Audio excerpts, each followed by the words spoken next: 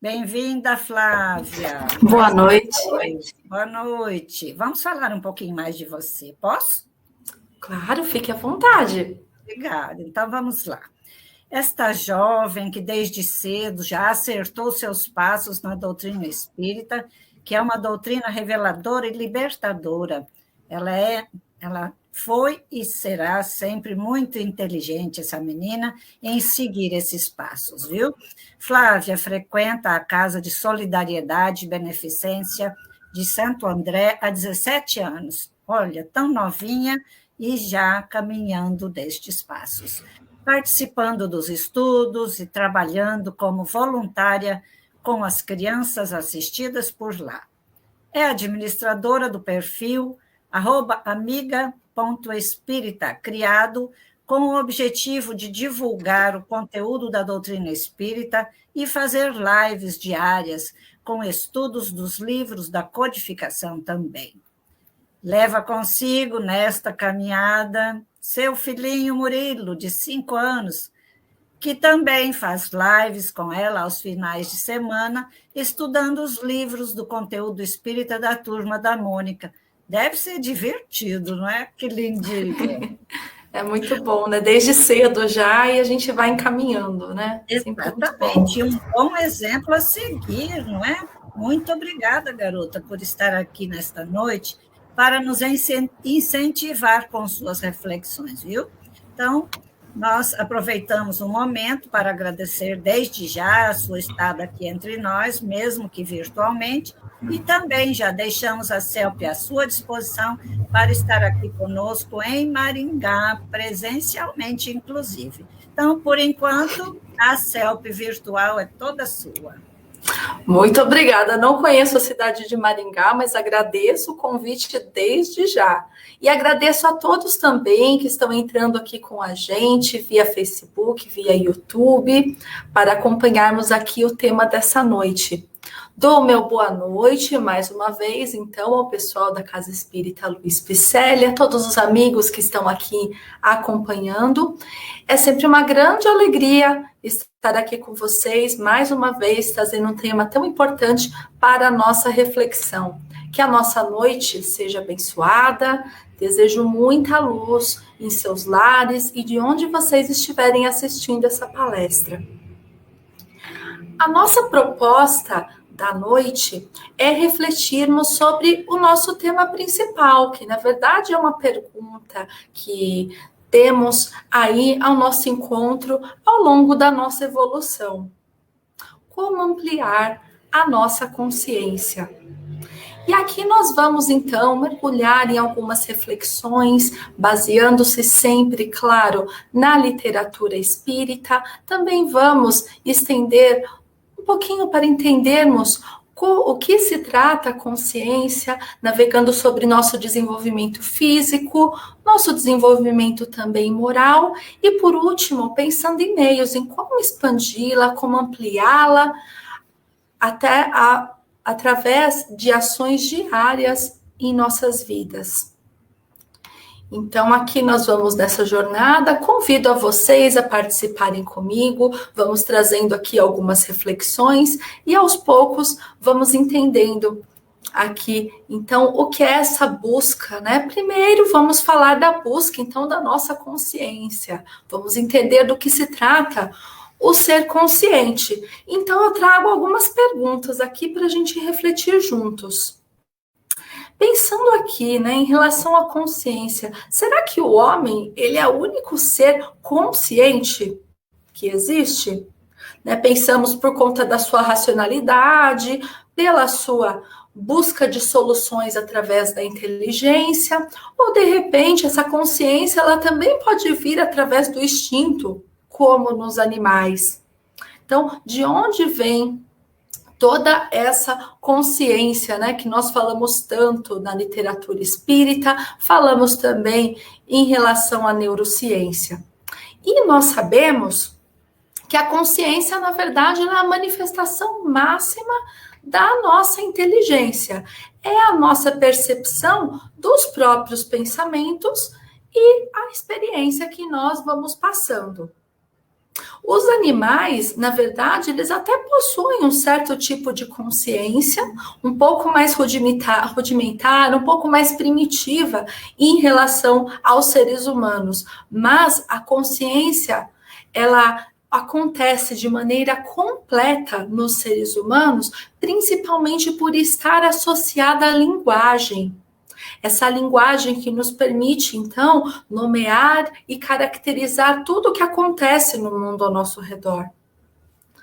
A neurociência também nos explica que a consciência depende, em parte, do tamanho cerebral, da organização do cérebro e de habilidades especiais, como falamos, a linguagem, que é única aos humanos.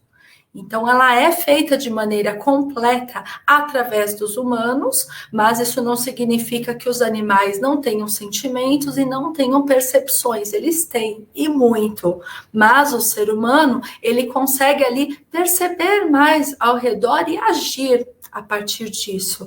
E é esse estado de consciência que nós vamos falar, porque essa parte da percepção, a maioria de nós, na verdade, já alcançou, né? Conseguimos perceber esse estado de consciência, percebendo os nossos pensamentos, as nossas ações. E aí vem algo interessante ao nosso redor, que é quando nós compreendemos tudo o que passamos e tiramos uma lição a partir disso. Então, nós vamos, então, tendo a consciência ao monitoramento do ato de aprender. Né? Não basta simplesmente a gente perceber que um objeto é cortante se a gente não aprendeu que ali a gente pode se machucar. Então, a consciência, ela vem disso. Ela vem da nossa percepção e do aprendizado junto a isso. E isso é uma coisa muito individual. E nós vamos percebendo ali, principalmente, eu lembrei, por exemplo, já aconteceu com vocês, quando a gente conversava com um grupo de amigos ali, um grupo de estudo dentro da escola, dentro da faculdade, e cada um tinha uma maneira de absorver o conteúdo. Então, tinha aquele amigo que, de repente, ele precisava prestar atenção no professor explicando, ele ficava ali olhando o professor explicando, e assim ele absorvia a matéria, ele conseguia entender. Outros não, já precisavam anotar tudo que o professor falava, era aqueles que ficavam até com a cabeça baixa, né, prestando atenção com o ouvido, né, e anotando. E outros, às vezes, nem precisava ouvir a aula, via ali o professor, mas na hora de pegar o livro, estudando só pelo livro, conseguia absorver o conteúdo, conseguia seguir em frente. Isso mostra que cada um tem um jeito de aprender. E nós só percebemos o nosso jeito quando nos passamos a observar. E isso, essa observação e toda essa consciência que tiramos a partir disso, ele é muito curioso quando nós pensamos no desenvolvimento humano. Porque será que nós nascemos seres conscientes?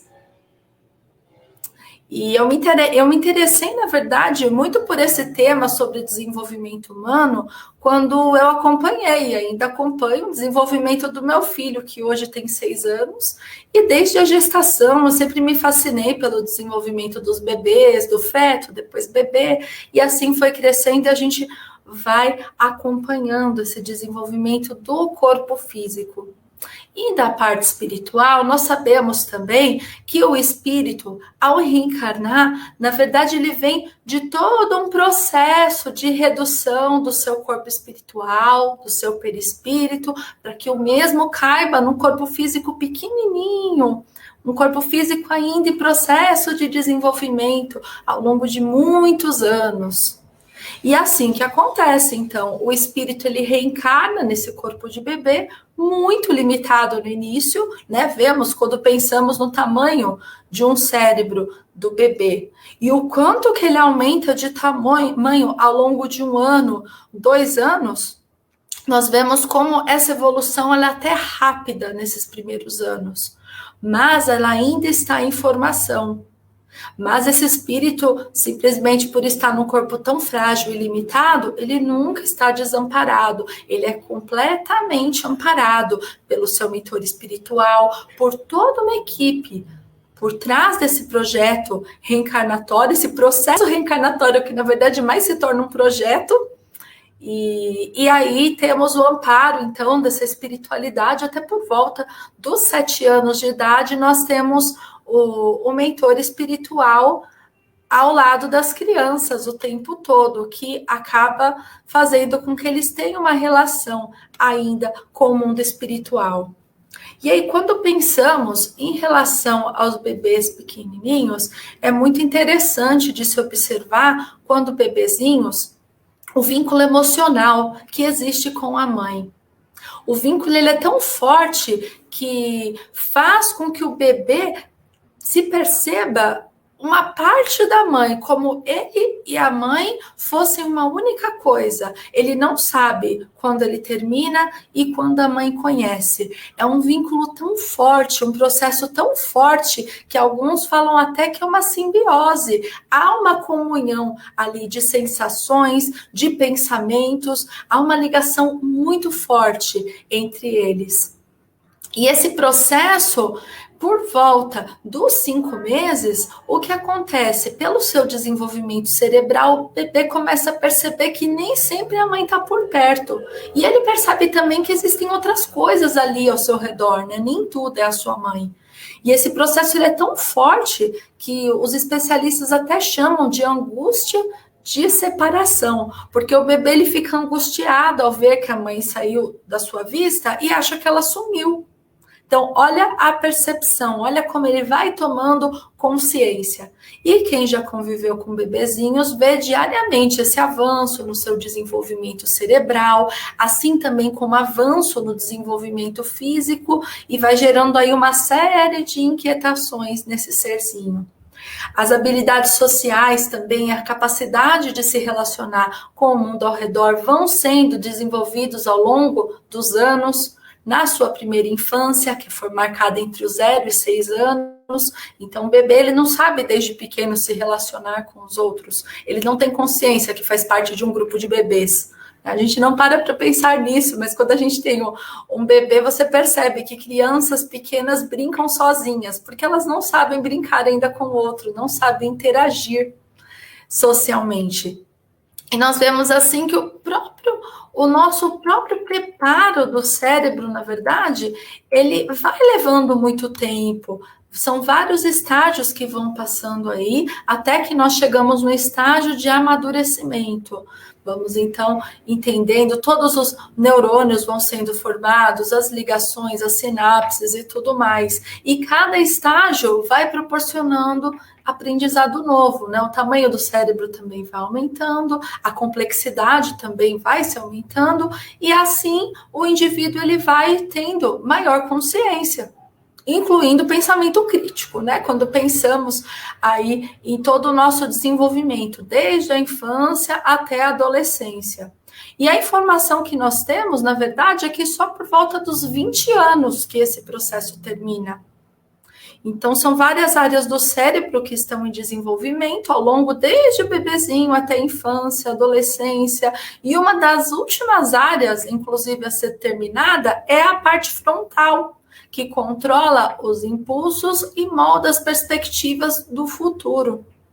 E isso explica muito porque os adolescentes, até mesmo a gente nos lembramos na adolescência, que somos um pouco mais impulsivos que o comum, né? A gente tem a impulsividade aí como uma grande coisa a lidar. E assim, com esse nosso desenvolvimento do cérebro, desenvolvimento da nossa consciência, onde nós estamos ao redor, ele vai nos trazendo cada vez mais conhecimento sobre o próximo. Só o fato de nós sabermos sobre o desenvolvimento cerebral, por exemplo, nós vamos aprendendo e tendo uma nova visão e um aprendizado em relação a como lidar com os nossos filhos, com os nossos netos, com o respeito necessário a esses espíritos que foram confiados a gente. Então, a gente tem que ter muita ciência de que esse desenvolvimento ele vai aos poucos e que muitas vezes nós, como os pais, temos que dar algumas diretrizes a eles. Esse aprendizado constante, na verdade, é algo que todos nós devemos buscar. E aliado sempre à educação, com base nos ensinamentos de Jesus, principalmente quando falamos nos exemplos através das atitudes, é o que vai ajudar a gente a discernir do certo e do errado. Vai trazendo esse nosso desenvolvimento moral. Aprendendo também que o Espiritismo, ele nos traz a luz do conhecimento, mas também faz brilhar ainda mais a luz que está dentro de nós, observando ali as nossas sombras que existem da restante, cada um de nós, seres imperfeitos que somos. E com esse conhecimento sobre o nosso desenvolvimento físico, sobre aquilo que nós carregamos para o nosso desenvolvimento moral, nós vamos lembrando também da questão 621 do Livro dos Espíritos, que Kardec pergunta para os espíritos, então, onde está escrita a lei de Deus? E os espíritos respondem, na consciência. E Kardec faz ainda uma pergunta, não contente com essa resposta, querendo saber um pouquinho mais de detalhes, ele pergunta assim, mas se o homem já traz na consciência essa lei de Deus, essas leis divinas, que necessidade, então, ela precisa ser revelada? Por que ele precisa relembrar isso? E os espíritos respondem que o homem a esquece e a despreza. Então, quis Deus que ela fosse lembrada o tempo todo, que ela fosse gravada. Ou seja, mesmo que nós queiramos fugir das leis divinas, a consciência sempre irá nos cobrar. Isso é um fato muito interessante, né? Que isso está gravado dentro de nós, e isso me fez, na verdade, lembrar de um conto que nos fala que havia um homem que ele acabou arruinando a vida de alguém, e para fugir da justiça ali daquela cidade onde ele estava, ele decidiu ir para bem longe. Ele foi, arrumou uma nova casa, conseguiu ali trocar o nome, arrumou um novo trabalho, novos amigos que não sabiam quem ele era, o que ele tinha feito, estava muito longe da sua cidade, mas na questão de pouco tempo, ele acabou ficando muito doente e abatido. Então ele foi atrás de buscar o tratamento, tentar entender ali o que estava acontecendo com o seu corpo, e depois de longos tratamentos, de dores ali inexplicáveis em relação a essa doença que apareceu de súbito, ele compreendeu que ele estava preso em si mesmo. E quantos de nós vamos pensando, quantas nossas provas, quantas aquelas dificuldades atuais que nós passamos, podem ser prisões que nós mesmos criamos, que a nossa própria consciência ali também cobrando para que a gente haja de maneira diferente. E pensamos assim, desde as pequenas dificuldades que temos, e muitas vezes as nossas provas, elas são pequenas dificuldades ali que geram complicações, e nós precisamos compreender isso, precisamos ter noção daquilo que podemos transformar.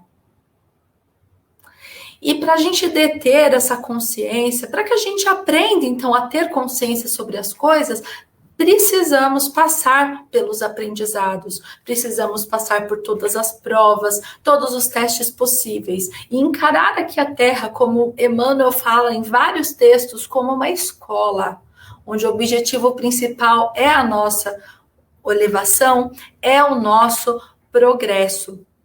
E isso nos cabe também ter a consciência de estarmos atentos a todas as oportunidades que vêm ao nosso caminho. Então, além de a gente precisar vivenciar essa escola da Terra ao máximo, porque a gente sabe que a matrícula aqui é concorrida, né? E além disso, nós devemos ser gratos pelo fato de hoje estarmos aqui encarnados, porque só assim a gente vai conseguir buscar a experiência, ter essa percepção, adquirir uma consciência maior sobre tudo e rumar ao progresso que nós precisamos aqui, estamos todos buscando, cada um no seu tempo. E isso inclui, inclusive, a jornada de aprender a olhar para dentro, identificar nossas sombras, aquilo que nos aflige, aquilo que está mexendo com a gente, aquilo que está deixando fazer com que a gente não leve uma vida em paz, não leve uma vida tranquila. E é assim que só conhecendo o que nós temos de errado, quais são as nossas sombras, que a gente vai buscar como aprender a lidar com isso. E muitas vezes nós não fazemos isso, né? Nós seguimos a nossa vida, corremos o risco de ficar no automático, de repente seguindo o que todos estão fazendo e achando que um determinado caminho, o que todas as pessoas estão fazendo, também vai acabar funcionando para a gente. E a gente sabe que não. Que, na verdade, né, como lá no meu exemplo no começo, assim como cada aluno vai ali descobrindo a maneira de absorver o conteúdo, a maneira de estudar um pouquinho melhor para a prova, nós precisamos também entender aquilo que está nos afligindo. Porque só assim a gente consegue agir de maneira efetiva nas nossas vidas. Só assim a gente consegue assumir que eu preciso dessa vez trabalhar tal ponto. O que eu posso fazer para melhorar isso? Esse esforço, né, que cabe a cada um de nós para lutar contra as nossas más tendências. E esse esforço, ele nunca é em vão. Na verdade, só o fato de nós nos esforçarmos, só o fato de estarmos aqui hoje, buscando uma palestra, buscando aqui um conhecimento, um conteúdo mais edificante, isso já é visto pela espiritualidade com grande valor, porque a gente está nesse caminho da busca, e isso vai de encontro ao que eles querem para nós, aos que os mentores buscam para nós, que é essa torcida para que a gente tenha sucesso na nossa evolução, para que a gente consiga cumprir todos os pontos que nós viemos aqui resolver, que muitas vezes nós não sabemos quais são, mas eles têm mais conhecimento que a gente. E nós devemos buscar sempre esse equilíbrio, essa busca, e todas as nossas metas que temos que ter para buscar essa harmonia, precisamos colocar na nossa vida, analisando tudo o que acontece. Então, esse trabalho, ele tem que ser em prol de buscar a harmonia, buscar o equilíbrio, pensar, meditar, né, no sentido de pensar em torno de coisas ali que levam ao bem, de atitudes lembradas pelo Cristo, disciplinando as nossas vontades, porque nós temos muitas vontades e sabemos que nem tudo podemos fazer, temos aqui que ter disciplina, sim, como nosso principal aliado. E principalmente, que é o mais difícil, exercitar a tranquilidade mediante aquilo que não pode ser evitado. Isso inclui acontecimentos que aparecem em nossa vida, de repente, inclui também, muitas vezes, ações de pessoas, ações que não dependem de nós, e cabe a nós nos fortalecermos, nos prepararmos. Esse esforço de sempre ser melhores a cada dia. Vamos enfrentando essas dificuldades, esse sofrimento, sem utilizar também aquelas válvulas psicológicas escapistas, ou seja, aqueles mecanismos de fuga, né? Aquela fugir dos nossos problemas. De repente fazemos isso adotando outros vícios para o nosso dia a dia. Acabamos ali entrando numa situação em que estamos perdendo o tempo. Na verdade, e isso nunca vai ser saudável para a nossa evolução, e muito menos para o nosso corpo. E fazer isso, enfrentar, só o simples fato de você enfrentar esse sofrimento de uma maneira sincera, conosco mesmo, tirando ali toda a nossa vaidade, o orgulho, reconhecendo o quanto temos que melhorar, e também sabendo o quanto precisamos ter bom ânimo mediante as coisas do futuro. Temos que pensar em tudo de uma maneira otimista, porque estamos aqui para a nossa evolução. Afinal, é uma coisa boa estar aqui. Viver aqui, ter essa experiência de vida, independente de quais dificuldades, é uma dádiva de Deus estar aqui, passando por todas essas provas e muitas vezes, né, também grandes sofrimentos. E não basta a gente ter consciência disso, mas o bom também é a gente acabar aqui relembrando e buscando um pouco da literatura trazida por Joana de Ângeles dentro de suas obras. Ela que fala muito sobre a série psicológica, sobre todas as nossas questões que devemos trabalhar para sermos pessoas integrais, para alcançarmos essa plenitude, essa meta na direção do bem. E ela traz para a gente alguns recursos que são necessários para essa liberação dos sofrimentos. E esses recursos ela fala como primeiro fator que a gente precisa ter em relação a isso é a coragem. Então nós temos que ter consciência dos nossos interesses em favor da aquisição da felicidade. Ou seja, nós temos que ter consciência que queremos ser melhores. Estamos aqui exercendo a vontade de sermos melhores a cada dia. E essa tem que ser a meta essencial da nossa existência. Nós estamos aqui para evoluir, estamos aqui melhores do que ontem, melhores do que o mês passado, melhores do que alguns anos atrás. E essa é a meta de cada um. E muitas vezes essa coragem é necessária para que a gente consiga ver também que no passado fizemos ações não tão corretas, mas temos que enfrentar, que eram as nossas sombras naquele momento. Talvez com bastante sinceridade e honestidade, nós vamos ali criando essa coragem, fortalecendo o nosso espírito para que a gente consiga enfrentar todos esses problemas e nos libertarmos dessas dificuldades. E ela nos traz, então, um ponto muito interessante que eu encontrei na sua literatura, que ela revela, na verdade, 4 pontos conhecidos como fases da terapia liberativa. Então, além de a gente ter a coragem, nós devemos ali, para conseguirmos entender melhor, não só nós mesmos, mas como tudo aquilo que está à nossa volta nos afeta, nós temos que seguir esses 4 pontos que ela fala e que, quando a gente observa, muitas vezes está mais relacionada também ao outro e como nós agimos mediante a sociedade. E é muito interessante.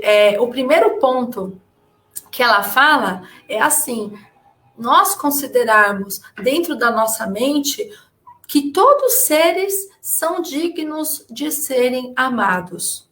E aí nós tomamos alguém como modelo, alguém que te ama, né? Que te trata bem. Você toma alguém como modelo, uma pessoa que você vê que faz o bem, que você quer ser como ela, e aí você se dedica a tudo aquilo que ela está fazendo. Então a gente observa o bem. Olha só que coisa boa.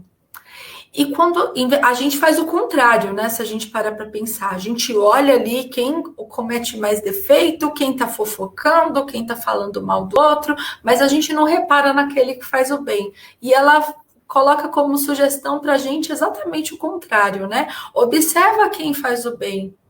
Dedique, então, o seu afeto a essa pessoa, fique próxima dela, veja como ela age.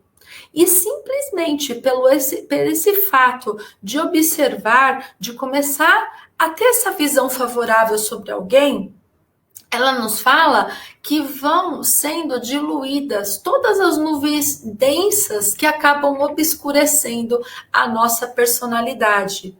Então nós vamos ali, além de tornar esse relacionamento com a pessoa que nós estamos mais próximos completamente positivo, esse ato de ver bem as outras pessoas, a pessoa fazendo bem, ajudando os outros, fazendo bem a você, você retribuindo, isso vai se tornando um hábito terapêutico preventivo. Então você vê que essas ações, elas vão ali dissipando qualquer outro sentimento ruim, qualquer outro pensamento, porque você está tão focado em ver o bem, em observar o bem, em olhar em nosso entorno, que até mesmo quando nós pensamos em relação ao pessimismo, à maledicência, à calúnia, a tudo que tem à nossa volta, que muitas vezes nos impressiona, Isso acaba dando uma limpada em relação à atmosfera. E mesmo que venham outras pessoas ao nosso caminho não fazendo tão bem, mostrando ainda, né, como estamos num planeta ainda de provas e expiações, que temos condições lamentáveis, infelizmente, mas a gente se encoraja para continuar fazendo bem, como se tendo alguém do nosso lado fazendo bem, torna com que a gente faça que isso seja possível. Olha só como a gente precisa do outro, na verdade, para conseguir se libertar também das nossas sombras. Parece que é um trabalho individual, visto com as nossas experiências, mas na verdade o outro pode nos ajudar e muito. O segundo ponto que ela nos traz é identificar traços de bondade nos outros. A gente vai vendo que a situação, assim, esses pontos, eles vão se dificultando, né? Então, todo mundo, ela parte do princípio que todo mundo tem pelo menos uma virtude. Mesmo que hoje, nesse momento, a pessoa, né, tenha muitas névoas ainda atrapalhando a sua evolução, mas todo mundo tem algo de bom. E esse é mais um exercício que ele desarma até aquelas pessoas que costumam ver a maldade em tudo. E a gente percebe, então, que outras pessoas estão tendo atos bons. E, de repente, aquela pessoa que não tem, vendo mais uma vez esse exemplo, acaba despertando essa bondade interior que estava latente. E principalmente quando nós falamos, né, em relação ao sofrimento de procedência moral, quando temos alguma mágoa, temos alguma relação em não perdoar determinada pessoa, a gente abranda o nosso coração, a gente consegue ali ver a bondade de repente em alguém próximo, ou até mesmo tentar enxergar a bondade naquela pessoa que você não gosta, que você tem um problema, porque algo de bom a pessoa sempre tem. O terceiro ponto que ela fala, que já começa a complicar bem, aplicar a compaixão quando agredido. Então, por exemplo, se alguém vem te agredir, a sua reação nunca vai ser de revidar. Ela vai ser de entender ali o momento, ela vai ser de ver que aquele outro ainda está oferecendo o que tem no seu coração. Mas a gente, com essa reação de compaixão, a gente ganha um grande benefício com isso, porque a gente consegue manter o nosso equilíbrio. Porque a pessoa, você está bem, você está equilibrado, e a pessoa que está te agredindo geralmente está numa vibração mais baixa. Quando alguém te agride e você pensa em revidar, você automaticamente baixa a sua vibração. E essa sintonia, ela vem com determinados sentimentos aí, vários sentimentos aliados à cólera, à mágoa, à vingança, e tudo isso faz muito mal, na verdade, para o nosso corpo físico. Tentam até relatos dela mesma falando nos livros que podem ter instalações de enfermidades nervosas, distúrbios gastrointestinais, e entre outras ali doenças que podem aparecer simplesmente por você baixar a sua vibração. Sem contar que você acaba não absorvendo essas energias ruins, essas energias deletérias. Então, exercer a compaixão é muito mais do que simplesmente não querer revidar e não ter coragem, como alguns acham, né? A pessoa até se passa ali de ingênua. E, na verdade, não. A pessoa que faz isso está exercendo um grande bem com ela mesma. E sem contar também para o ambiente, porque aquele que está ofendendo, só ele fica com o problema. Ele não dissemina toda essa energia ruim em torno do ambiente e da pessoa. E o quarto ponto que ela fala é utilizar o amor como uma constante em nossa existência. Então, imaginar assim que devemos amar a tudo e a todos. E o amor está em todas as nossas ações, está na natureza, está nas pessoas. E esse sentimento que nós temos de pertencimento à natureza, de fazermos parte aqui dessa criação de Deus, ela vai instaurando paz dentro de nós, ela irradia a nossa confiança, sem contar que ela promove a não violência, nós vamos respeitando uns aos outros e estabelece a fraternidade real que todos nós estamos buscando. Então, essa é uma consciência geral que nos faz ali ter ações, entendendo, por exemplo, como o nosso meio ambiente é importante, como ele afeta o nosso dia a dia, e que o nosso compromisso como seres conscientes e inteligentes é criar soluções e buscarem melhores maneiras ali de fazer o nosso melhor, de ajudar o próximo, de consumirmos de maneira consciente, por que não? De ter desde a pequenina ação até uma separação de lixo ali de maneira consciente, até um sentimento de generosidade, de estímulo à paciência mediante o problema dos outros. Então, nós entendemos que estamos nesse grande planeta e fazemos parte dele. Fazemos parte desse ensinamento de amor que Cristo nos passou. E esses pontos para a gente identificar aqui na nossa vida, eles são muito importantes para que a gente tenha principalmente a consciência do que nós queremos mudar ainda. Então, busca, sim, esse mergulho íntimo, essa identificação de como devemos fazer para combater as nossas sombras e liberar os nossos sofrimentos, que falamos agora há pouco com a ajuda de Joana. Mas essa ampliação de consciência, ela é, na verdade, uma busca constante, assim como é o aprendizado. Essa questão, então, que nós temos de promover mudanças, de vermos com que as coisas se tornem melhores a cada dia, que sejamos melhores, que buscamos a nossa vida de maneira equilibrada, e a partir disso, então, nós vamos buscando novas experiências, descobrindo novas coisas, porque você mantém a sua mente aberta para novas coisas, para novas experiências, sentimentos, além de conseguir fazer um mergulho em nós mesmos.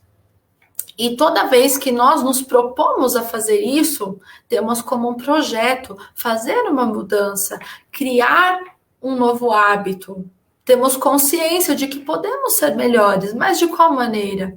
O que eu posso fazer que hoje não está legal, eu vejo que isso não está bom dentro de mim, mas na verdade eu não consigo mudar da noite para o dia. E é aí que entra a questão do hábito. E quando nós criamos um hábito, nós sabemos que isso vai se tornando cada vez mais fácil ao longo do nosso tempo. Só que não adianta a gente, de repente, achar um método ideal, né? Eu vou falar um pouco sobre o que Joana de Ângeles fala, que é sobre a meditação, ponto que ela fala bastante, e o qual eu também sou adepta, sou a prática, mas, na verdade, nós devemos buscar o nosso método ideal, porque esse hábito, esse novo hábito, na verdade, ele tem que visar com uma atitude prazerosa. Nunca pode ser aquele remédio amargo que a gente sabe que tem que tomar uma vez por dia quando somos crianças e somos obrigados mesmo assim. Porque esse processo de transformação dos hábitos, ele tem que ser sustentado a longo prazo. Então, a gente sabe que se a gente se força a uma mudança e aquilo não está confortável para a gente não consegue sustentar ela por muito tempo.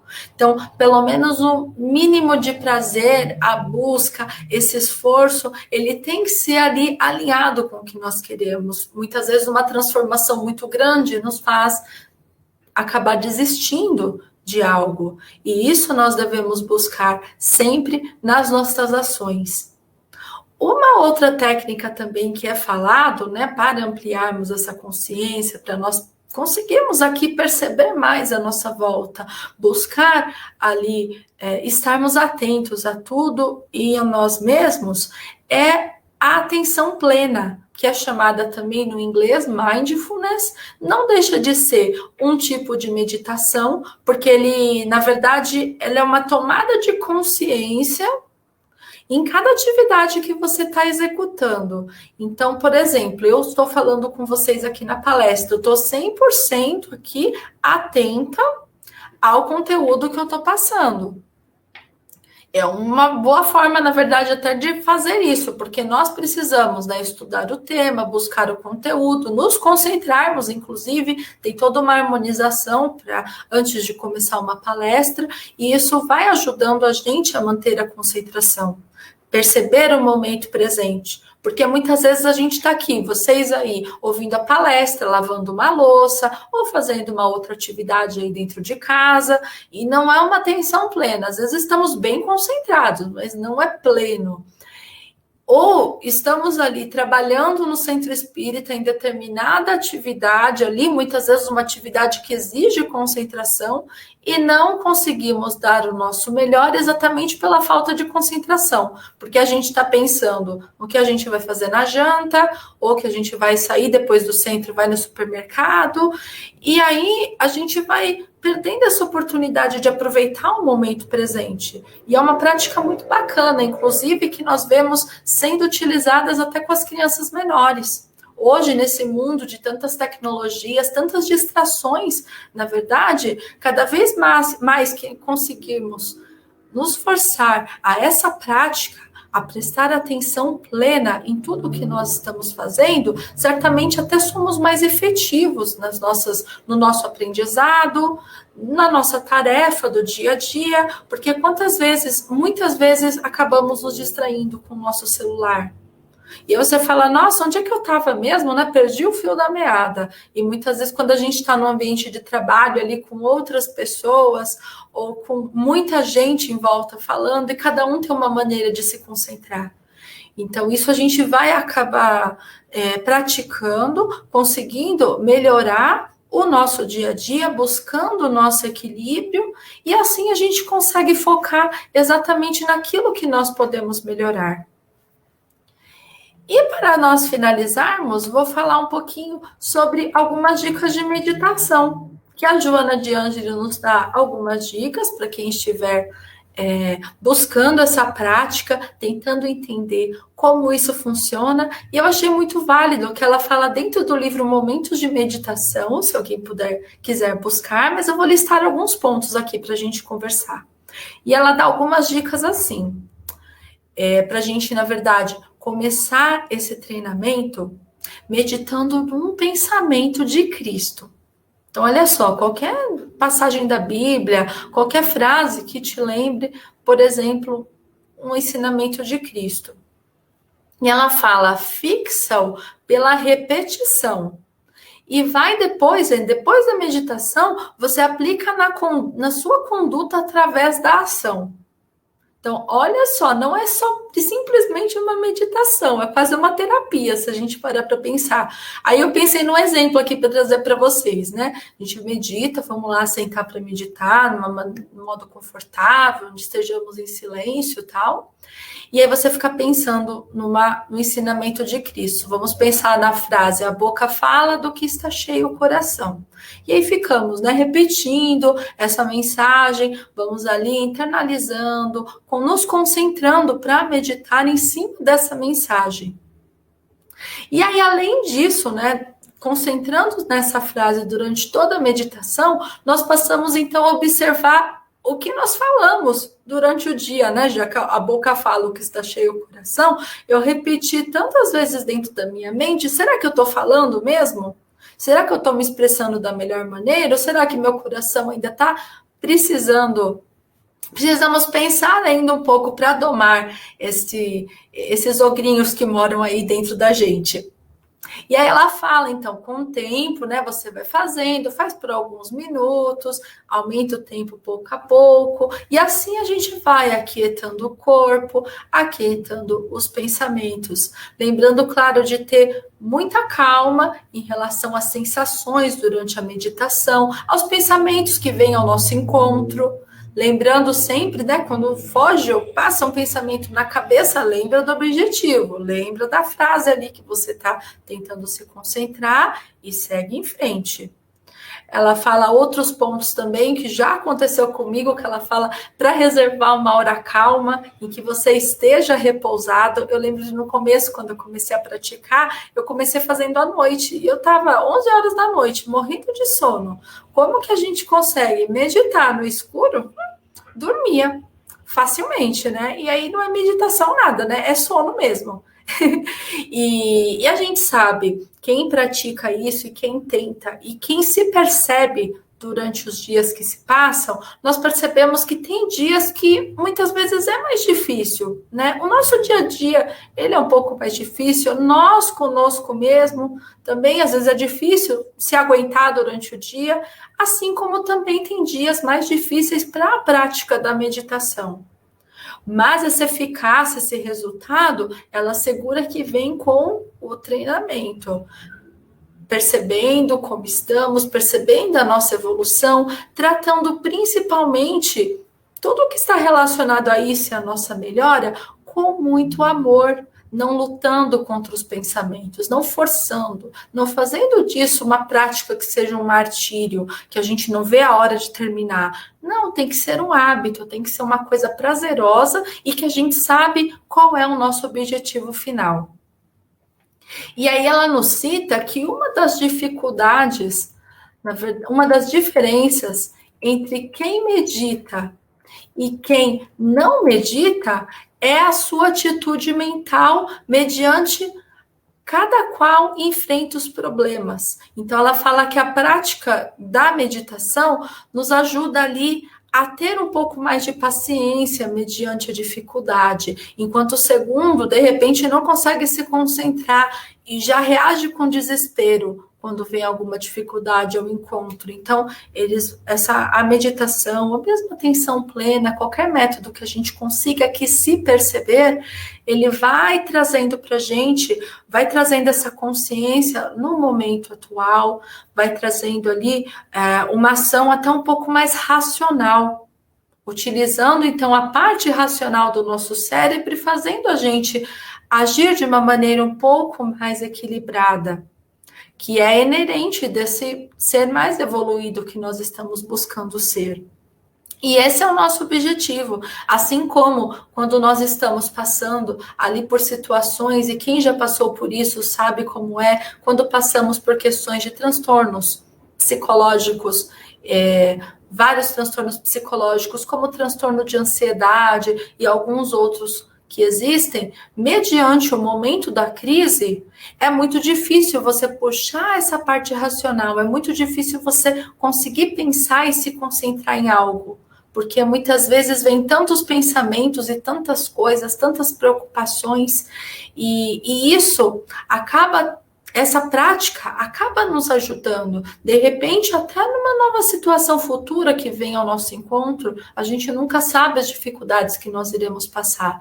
E nós sabemos que devemos ter consciência sobre tudo o que fazemos, sobre o nosso corpo, sobre as nossas ações. E assim, independente do hábito que a gente escolha para ajudar na nossa ampliação da consciência, independente do método, se vai ser meditando, se vai praticando um pouquinho mais a atenção plena, não importa quando, como. O mais importante e o mais essencial é o nosso domínio da mente. É nós adquirirmos o hábito de ser bom, de fazermos as nossas ações na direção do bem e nos tornarmos pessoas melhores. Então, a ampliação da consciência, ela vem com esses aprendizados ao longo da nossa vida, nós podemos ajudar outras pessoas a partir disso, assim como fazemos a leitura de um livro e trazemos aqui, que tem conteúdo riquíssimo, e assim a gente vai um ajudando ao outro, tentando aí combater as nossas sombras, tentando levar a nossa vida de uma maneira um pouco mais leve, e todos nós, então, um dia estaremos prontos, preparados para trabalharmos do bem de maneira equilibrada e sempre com amor a todas as pessoas que estão ao nosso redor. Vamos aqui, finalizando então. Eu agradeço muito aqui a companhia de todos vocês. Agradeço mais uma vez a oportunidade da Casa Espírita Luiz Picelli pelo convite aqui e pelas reflexões dessa noite. Nós aqui já estamos felizes aqui por tanto caminho bom que você nos indicou, menina. Quanta coisa linda, quanta reflexão. Muito obrigada desde já, viu? eu achei que, além de ser imprescindível, o momento que nós estamos ainda aumentou essa necessidade da busca da serenidade da consciência, muita consciência, porque estamos atravessando um momento complicado e a população precisa permear o seu caminho em tudo isso que você veio nos trazer. Muito obrigada. Gostaria, então, menina bonita, de colocar ali, divulgar o seu trabalho aqui para nós. Gostaria de falar um pouco mais sobre o que você realiza. É importante a gente saber sobre você. Claro, com certeza. Eu agradeço pelo espaço aqui de divulgação. Então, vou fazer de uma maneira rápida. Nós estamos, principalmente, né? O meu canal tem Facebook, tem no YouTube, mas a nossa atuação é um pouquinho maior dentro do Instagram. Lá nós temos, e no Telegram também, nós temos um grupo de interação com as pessoas que seguem a página. Lá fazemos o estudo diário do livro Vida Feliz, que são reflexões diárias ali para a gente começar o dia e interagir entre o grupo e tentarmos aí pegarmos alguma lição com esses ensinamentos de Joana de Ângeles. De segunda a sexta, nós fazemos o estudo às 1h30 da tarde, do livro Palavras de Vida Eterna, que é do Espírito Emmanuel, psicografado pelo Chico Xavier. Estamos no capítulo 42, segunda-feira. São 180 capítulos esse livro. Então, fiquem à vontade para começar a acompanhar a página, que tem muito estudo pela frente. E, de domingo, nós fazemos no Instagram o Evangelho no Lar Online, que eu convido, então, às 10 horas da noite, todos que estão ali seguindo a página, e é o queridinho do pessoal, a pessoa se reúne com a família, traz a jarra de água fluidificada, traz o copinho, e a gente faz o Evangelho no Lar como se estivesse todo mundo reunido, da maneira que fazemos em casa, né? Daquela maneira do roteiro mesmo que temos como orientação. Dura uns 30 minutinhos, no máximo, Sim. E é muito gostoso. Eu convido a todos a participarem, que será um grande prazer tê-los vocês na página. Com certeza, nós ficamos muito felizes em saber que vocês também estão fazendo, que a CELP também faz, leva, né, para as famílias um texto também em vídeo, como você tem feito, para o Evangelho no Lar, só que o nosso no domingo às 20 horas também. 20, que maravilha! Então, estamos, caminhando juntinhas, né? Muito importante isso. Muito obrigada por partir sempre para um rumo muito importante desse, levando seu filhinho, trazendo novidades, né, leituras. Nós também estamos fazendo podcasts desse livro, Palavras de Vida Eterna. Que legal! Sim, e Seara dos Médiuns. Né? Muito importante. O podcast está sendo veiculado para o mundo todo. Já tem vários países também acessando os nossos podcasts. Então, menina, olha, só tenho a agradecer a você. Muito obrigada, desde já. Viu? Estaremos esperando você aqui mais vezes, tanto virtual quanto presencial. Venha conhecer Maringá assim que puder, que essa pandemia der uma... Vou sim, com certeza. Eu que agradeço o convite. E traga o Murilo para a gente conhecer e dar um abração nesse menino. Vai a família toda. Muito obrigada. Será um prazer. Então, vamos já encerrando, agradecendo a espiritualidade por esse momento feliz que estivemos hoje, presenciando a Flávia Canoas, muito linda, e também agradecendo a todas essas pessoas que estão aqui, essa parceria, né, que nós temos com tantos amigos novos que estamos fazendo, como a Flávia Canosa, como tantos outros que já estiveram aqui em outras sextas-feiras fazendo lives para nós. E deixo a você um grande abraço da CELP e meu também, tá bom? Muito obrigada. Então, quero encerrar então esta live citando uma passagem bíblica que está em Mateus, rapidíssima. Vigiai e orai. E muita paz. Muito obrigada.